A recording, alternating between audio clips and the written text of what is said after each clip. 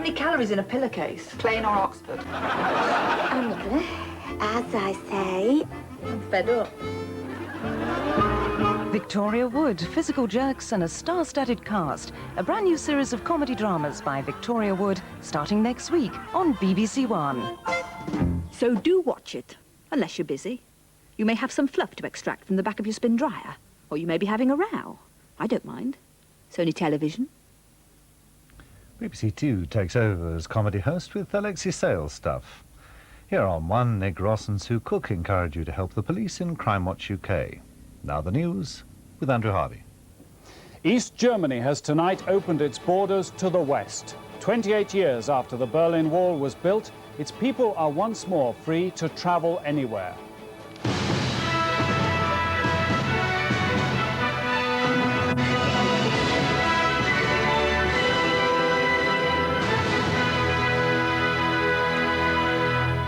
Good evening. East Germany's communist rulers have told their people they can travel to the west wherever and whenever they like. Tonight, suddenly and unexpectedly, they agreed to the freedom of travel that thousands have been demanding in mass demonstrations.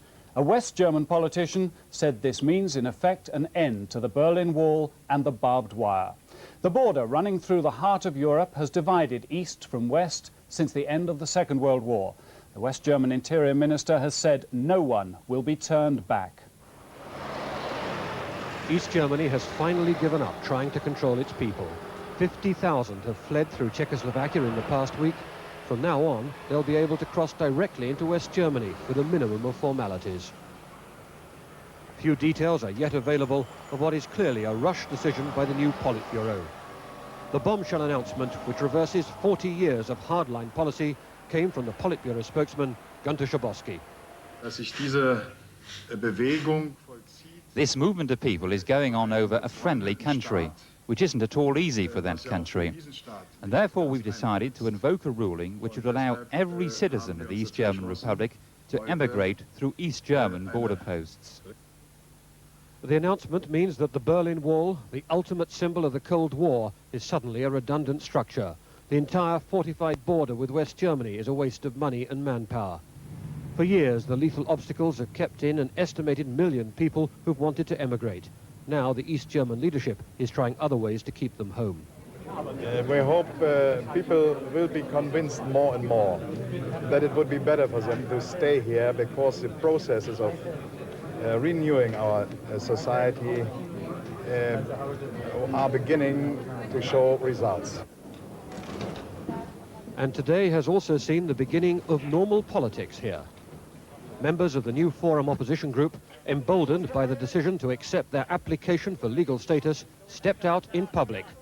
No matter that it was a shabby suburban backyard, they were out in the open, setting out an alternative policy.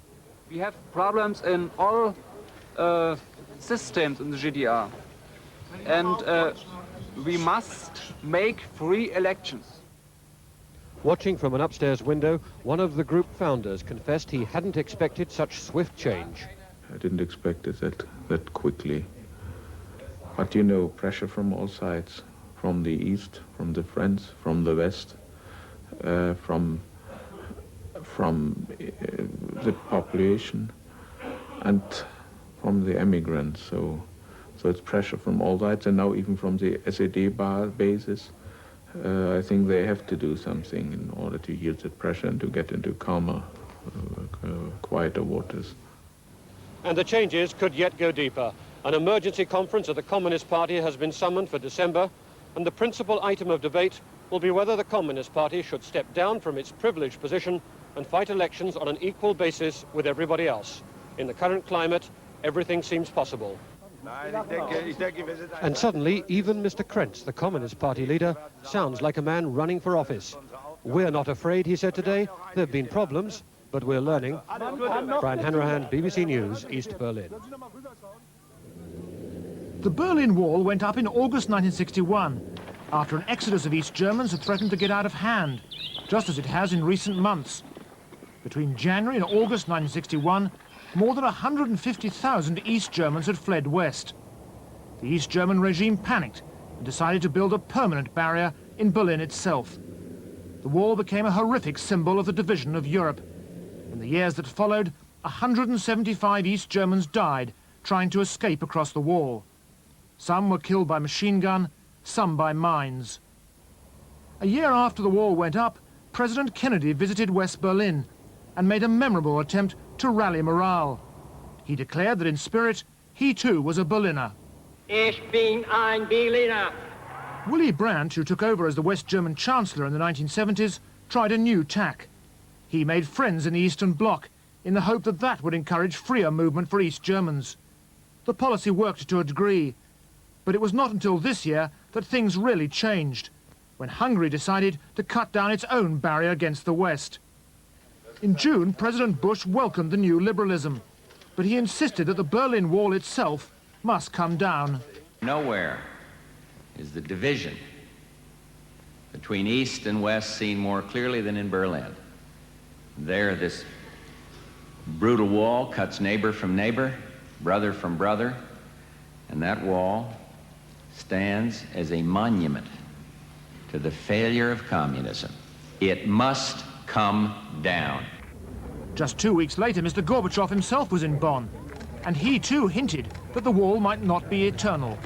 In August, East Germans began to stream west through Hungary, but in the past week the stream has turned into a flood wave as more than 50,000 East Germans have flocked through Czechoslovakia. Tonight's decision by the East German government has been welcomed in West Germany.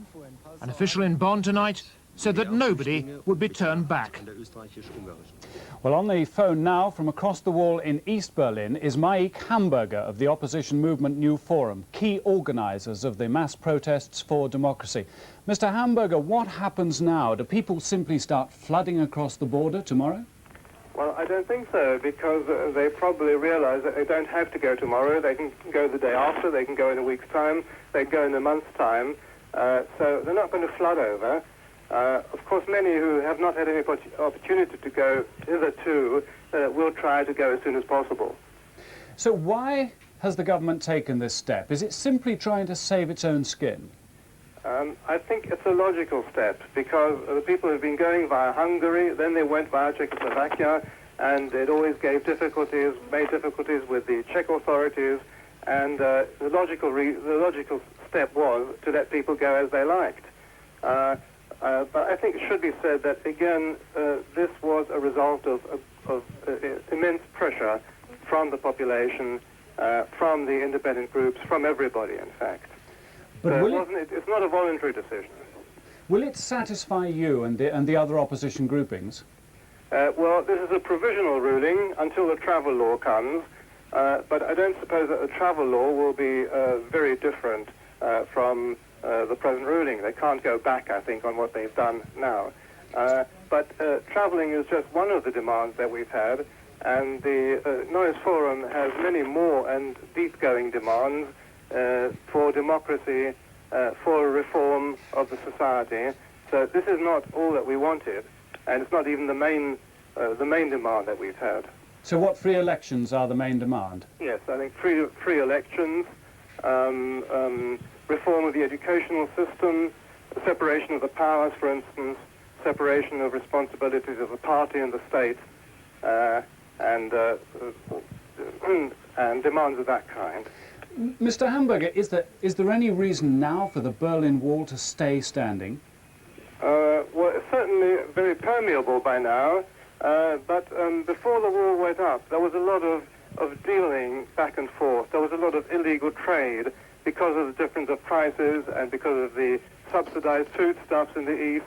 And there's going to have to be some kind of control over that, for instance. Mr. Also, Hamburger? control of Westerners coming into the GDR, because that hasn't changed.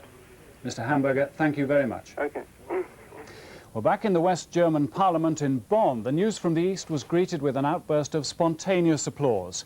In Washington, the American Secretary of State James Baker said it was a very positive development. In Moscow, the Soviet Foreign Ministry spokesman Gennady Gerasimov said the East German people were moving toward perestroika on their own terms. The West German Chancellor Helmut Kohl is tonight starting a visit to Poland. From Warsaw, our Foreign Affairs editor John Simpson. On a day of historic change between the two Germanys, a West German Chancellor came to make a new beginning with Poland. And Poland itself, with its Solidarity Prime Minister, Mr. Mazowiecki, has made a new beginning too. If non-communist government here is to succeed, it'll depend on German economic help. But it's a minefield of delicate sensibilities. At a determinedly friendly news conference between the two sides, the clumsiness which the Germans have been showing surfaced again. The Polish government spokesman announced that Chancellor Kohl's visit to Auschwitz on Saturday would be rescheduled. No one seems to have remembered it was the Jewish Sabbath.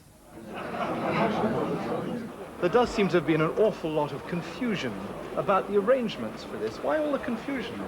I think the most important thing was about Auschwitz, and that's starting to changing this. We are in the kind of troubles, changing and rechanging, and we are very sorry about it, but we really do not want to hurt the feelings of Jews, so that's why we are doing all best for this. All the same, when Chancellor Kohl arrived tonight for a formal dinner with the Polish government, it was the opening of the border between East and West Germany which was uppermost in his mind.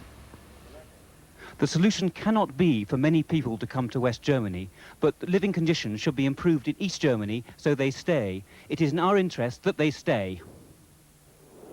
At the dinner itself, neither side could ignore the complicated and usually bitter historical relationship between Poland and Germany. But Chancellor Kohl has come here with promises of £1 billion in economic help and partnership. And what may turn out to be more valuable, a final acceptance of Poland's borders that would put an end to any German claims to Polish territory in the future. Mr. Mazowiecki, for his part, had the extraordinary collapse of what was until recently the Soviet Empire in Europe in mind. He spoke of the repressed hopes which were springing into life again. He referred to Mr. Gorbachev's ideal of the common European home and said it could happen if we didn't block it ourselves. So the images which have been coming through from many parts of Eastern Europe tonight have encouraged people to look beyond the old division of Europe, with Germany at its heart. Only yesterday, Chancellor Kohl said there were fewer reasons than ever against the long-term reunification of Germany. Tonight, that prospect seems a great deal closer. John Simpson, BBC News, Warsaw. Now the rest of the news. The government has confirmed that it's scrapping plans to privatise nuclear power. The Energy Secretary, John Wakeham, told the Commons it was the best way of ensuring the long-term future of the nuclear industry. Labour said it was a humiliating climb down. Mr Wakeham confirmed that Britain's first pressurised water reactor at Sizewell B will be completed, but plans for 3 more are now in the balance. This is a profound change in government policy over its biggest privatisation. The reversal has been forced by fears that the vast cost of running Britain's nuclear industry could lead investors to boycott the privatisation and that the sale could flop. Before today, the Central Electricity Generating Board was to have been split into 2 companies. National Power, with the extra expense of running the nuclear stations, was given 70% of generating capacity. The smaller Powergen, 30%, all non-nuclear. Earlier this year, Britain's older Magnox stations were removed from the privatisation as the escalating costs of decommissioning threatened to frighten off investors. Now all the other nuclear stations have been removed from the sell-off. A new state-owned company will take over all nuclear power generation, leaving the 2 private companies providing all conventional power, with national power the dominant force. The whole idea behind privatisation is competition, and that's supposed to bring prices down. But just having 2 very large companies who frankly have seen off what little opposition there seemed to be around, that's not at all satisfactory. Removing nuclear power from electricity privatisation is welcome news to investors who've seen the main element of risk being withdrawn from the sale. Nuclear power was the biggest issue that investors were frankly likely to be worried about. There are still a number of other things that need to be sorted out, but that was very much the major cloud on the horizon. In the West Country, the long-running inquiry into the siting of a modern pressurised water reactor at Hinckley in Somerset was suspended ahead of today's announcement. The inquiry has cost almost £10 million, but tonight it seems unlikely that the plant will ever be built. What it means basically is we've been vindicated. Nuclear power is a dinosaur, and the dinosaur is going to go and join its brothers. But news that construction of another pressurised water reactor at Sizewell in Suffolk will go ahead was welcomed by observers who believe the long-term future of Britain's nuclear industry is assured. In my view, it means a pause in the nation's nuclear power programme. I say a pause because I believe that the underlying economics of nuclear power are still favourable. The government's new strategy has prompted speculation about the position of Lord Marshall. The chairman of the CEGB had been due to head national power, now stripped of its nuclear assets. As a leading advocate of nuclear power, tonight he's reported to be considering whether to resign. In the Commons, Labour's energy spokesman Frank Dobson said that electricity privatisation had become a shambles. Mr Wakeham said that the huge cost of nuclear power had made the sell-off unattractive to investors. Details of the embarrassing about-turn on nuclear policy were given to the Cabinet by the new Energy Secretary, John Wakeham. It's far less a blow personally to him than it is to his predecessor, Cecil Parkinson, who in the summer was still confidently pressing the case for a private nuclear industry. And it's a reversal too for the Prime Minister, who in New York yesterday was again demonstrating her enthusiasm for nuclear power.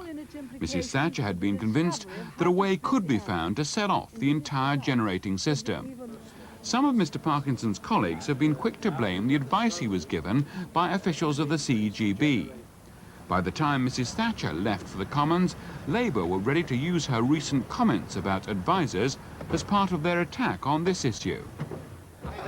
In the shambles of privatisation of nuclear energy, who should take the blame? Should it be the advisers that advise, or the ministers that decide? Mr. Speaker, if there were a shambles, that question would arise. As there isn't, it doesn't.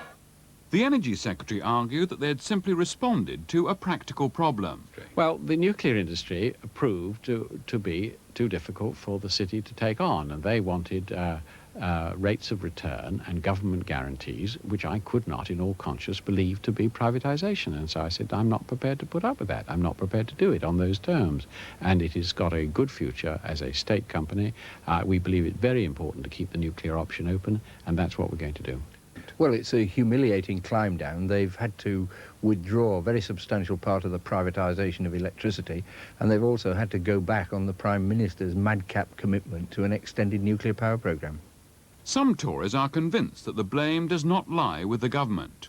Now, some of the management of the CGB have been told that they have got to run this thing commercially. They come up with the fact that nuclear electricity is twice the price of fossil fuel electricity. It does show that there needs to be a bit more probing into the accounting of CGB in past years.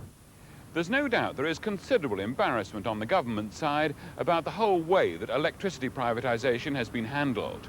It comes as ministers are still anxiously trying to recover from the effects of Nigel Lawson's resignation. It adds to the feeling of confidence on the Labour side that now they really have got the government on the run. West German police say the ferry and the container ship which collided in the North Sea late last night were both warned to alter course. 10 minutes later, they hit each other off Heligoland, killing 2 Britons and a German. The ferry, which was en route from Hamburg to Harwich, is now in Bremerhaven. Once the ferry was safely docked, the damage it suffered became clear. A gaping chasm in her starboard side. Yet, astonishingly, she'd managed to stay afloat. What is certain is that those who survived are exceptionally lucky to be alive. And once on dry land, they described what they'd seen and heard. Just like a bomb going off, because it was big bang. But there's no mistaking what had happened. I came to and I just said to myself, I can't believe this is happening. This is how the gash in the hull looks from inside the ferry, what's left of the Mayfair lounge. Last night, passengers were sitting around in these armchairs, enjoying drinks from the bar and waiting for the ship's band to play. Then, suddenly, the bow of the container vessel came crashing through. It's quite clear from the utter devastation here that the loss of life could have been far greater. This ferry has the capacity to carry more than 1,000 passengers, but last night there were only 275 on board. Among those passengers were 60 from Britain. Most have now been flown home. But it's been confirmed that 2 of the dead are British. They've been named as Michael John Harlow, aged 38, from Derby, and Stephen Jaffa, who was 28, from Loughton in Essex. West German police say they've launched a full inquiry into the causes of the collision. Ben Brown, BBC News in Bremerhaven. Lawyers for the Guildford Four, who were freed from prison last month, are calling for a full and public inquiry into their case. It's emerged that vital evidence which could have cleared the 4 defendants at their trial in 1975 was not passed to the defence by the Director of Public Prosecutions. In this Bristol police station, where 20,000 papers relating to the Guildford Four are being kept, lies a vital alibi statement from the files of the Director of Public Prosecutions. Until recently, no one had ever heard of it. The statement, taken by police in Kilburn in January 1975 from a Limerick man, Charles Joseph Burke, says that one of the 4 was nowhere near Guildford at the time of the bombing. It says that Gerard Conlon, seen here on the day of his release, was in bed at this hostel at Quecks Road, Kilburn, at the same time as the prosecution claimed the bomb was planted in Guildford. Guildford is 30 miles from here. Conlon's solicitor, Gareth Pearce, saw the alibi statement in Bristol in the company of a barrister. She says that Avon and Somerset police identified the statement as being part of DPP papers. She's convinced it would have got Conlon off, but with the DPP it remained. The BBC has obtained this DPP communication dated August the 13th, 1975. It apparently fulfills the prosecution's responsibility to notify the defence of the identities of witnesses who'd been interviewed, but who would not be called by the prosecution. There are 4 names on it, and Conlon's alibi witness was not one of them. The general rule is, if prosecuting, one holds material which one considers to be relevant, one looks at it and considers whether it will or should be disclosed, to the defence. And there are sensible criteria for making that decision. One would never hold up one's sleeve a card which might well lead to an acquittal. Another of the 4, Paul Hill, was also mentioned in the Conlon alibi. The statement helps to confirm his story that he was in Southampton at the time and not with Conlon in Guildford. Well, the importance of this alibi is that it has a domino effect with regard to me. I mean, if I'm alleged to have said that I was with Gerard Conlon in Guildford and Gerard Conlon was alleged to have said that he was with Paul Hill in Guildford, I mean, that makes both of our statements palpable nonsense. Now, obviously, had this have been known at the trial, Gerard Conlon had an alibi. This was suppressed. This was suppressed for 15 years. Michael Fisher, Hill's solicitor, says he's been trying without success to get into the Bristol police station to inspect more relevant papers.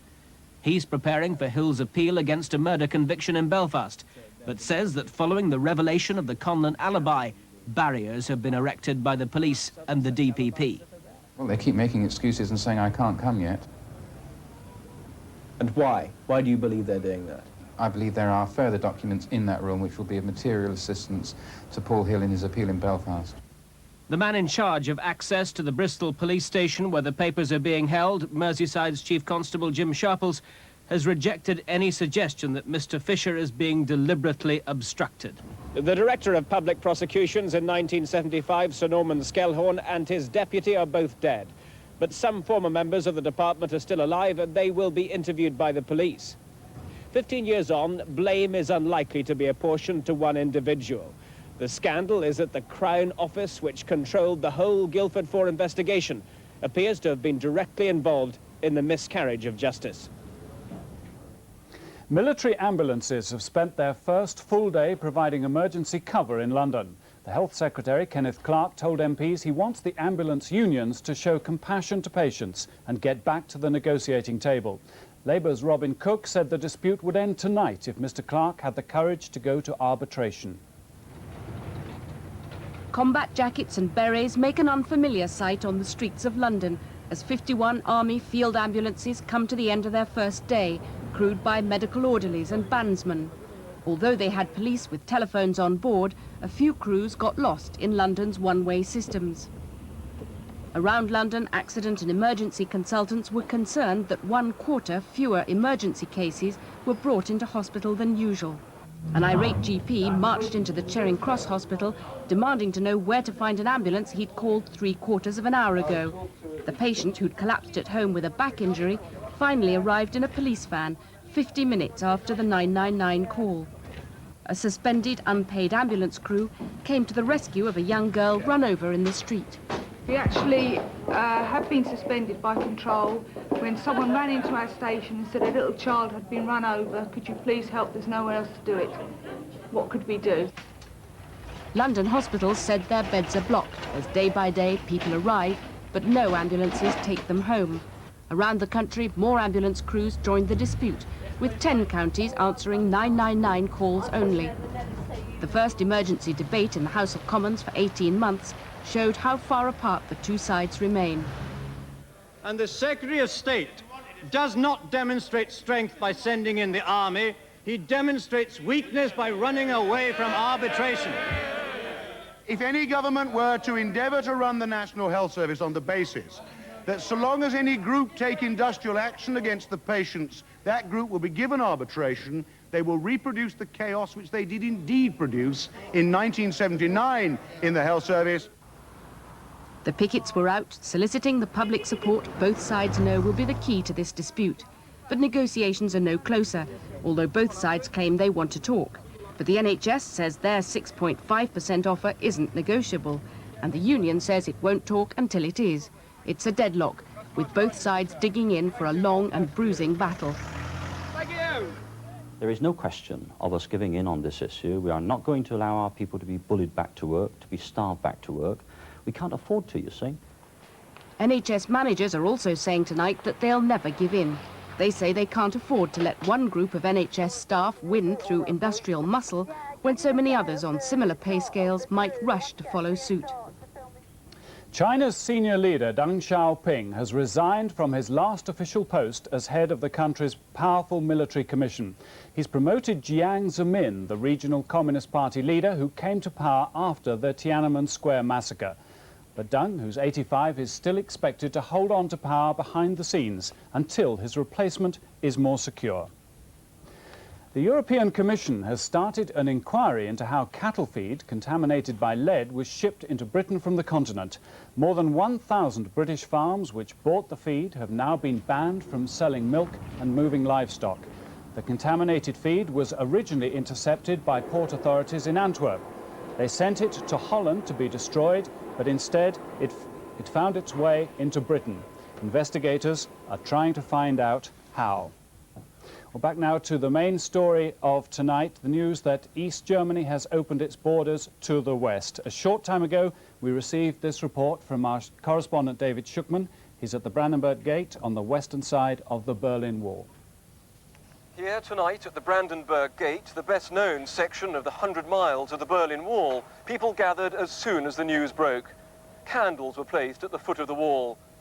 Further along at Checkpoint Charlie, the largest crossing point, people also gathered to see if anyone would take immediate advantage and cross to the west. In fact, it won't be until tomorrow that East Berliners can apply to local offices and obtain travel permits. And even then, it's not entirely clear when they'll be able to cross. Political reaction here has been swift and jubilant. In the Bundestag, politicians met the news apparently with thunderous applause. They also renewed their call for the Berlin Wall now to come down. In West Berlin, the mayor also welcomed the news, but some local West Berliners have warned that already there are shortages of jobs and housing. What's welcomed internationally may not be so popular locally. And now back to the studio. David Schuckman at the Brandenburg Gate. And that's the 9 o'clock news tonight. Newsnight is on BBC 2 at 10:30. But from us, good night.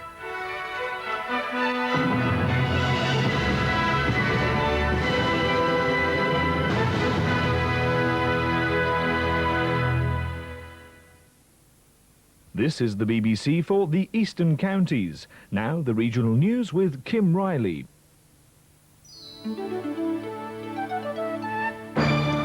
Good evening. A government inquiry is underway into the collapse of a North Sea rig off Norfolk. It was being towed by tugs when gale force winds blew it over. The Texaco Interocean 2 was carrying 51 crew who were lifted off by helicopters last night. The rig was evacuated with only minutes to spare. we heard what was going on the radio, and it was only a matter of a few minutes after the last men were picked off that the rig went down. 19 youths have been arrested after a Norfolk school was wrecked at lunchtime today. The youths, all pupils at the Red House School in Buxton, are being held at North Walsham Police Station. Damage has been estimated at £70,000. 2 inquiries are being launched into the cause of a collision involving a Harwich ferry. The Hamburg was returning from Hamburg when she collided with a container ship. 3 people died. One, Stephen Khan Jaffa, was from Loughton in Essex. Now the German authorities and the ferry's owners, DFDS, are conducting inquiries. Today at Harwich, the Hamburg loading area was deserted. There'll be no sailings for several days at least. Postal workers in Milton Keynes have ended their 3-day strike and will be returning to work tomorrow.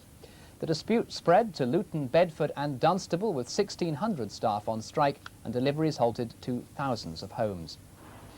A group of Bedfordshire villagers brought traffic chaos to their high street by walking back and forth across a zebra crossing. People in Woburn want a weight restriction on village roads. They say heavy lorries are damaging buildings and bringing unacceptable noise levels.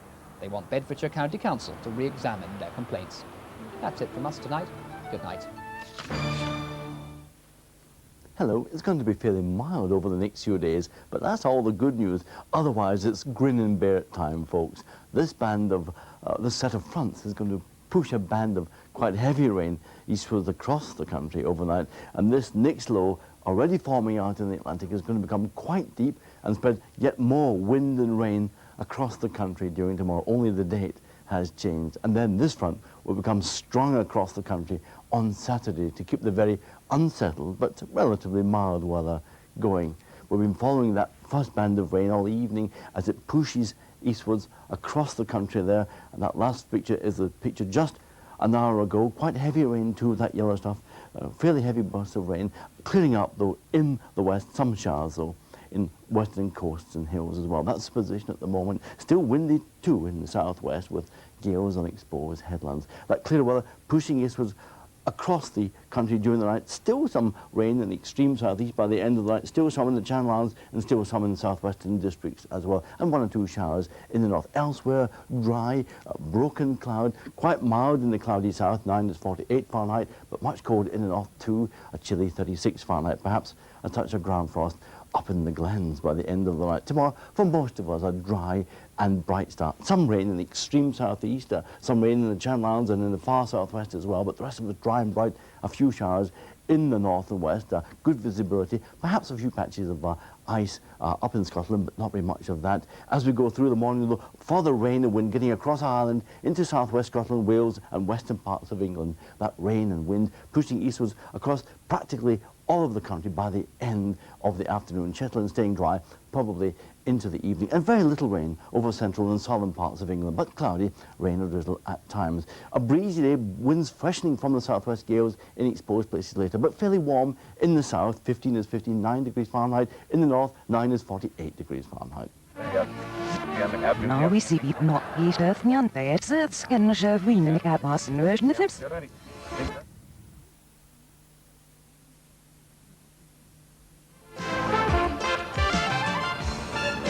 Smith and Jones are back in a new version next Thursday at 9:30 on BBC One. Is there something up then? And if you can only take them in small doses, BBC Two provides precisely that in 10 minutes this evening. Mel and Griff appear as 2 clergymen with widely differing views in John Mortimer's The Waiting Room. And the real work of Father Luke is in holding together the different views of a multicultural society in the heart of London, are documented in 40 minutes on 2 Now. On 1 in 45 minutes, MPs Donald Dewar and Angela Rumbold join Peter Sissons for Question Time, along with journalist Julia Langdon and the Bishop of London, Dr. Graham Lennon. First, let's join Nick Ross and Sue Cook for this month's Crime Watch UK.